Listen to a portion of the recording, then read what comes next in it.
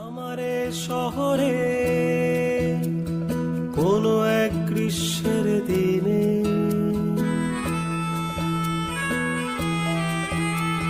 রোদ মাখা দুপুরকে দূরে ফেলে রেখে মেঘলা আকাশটাকে নিয়ে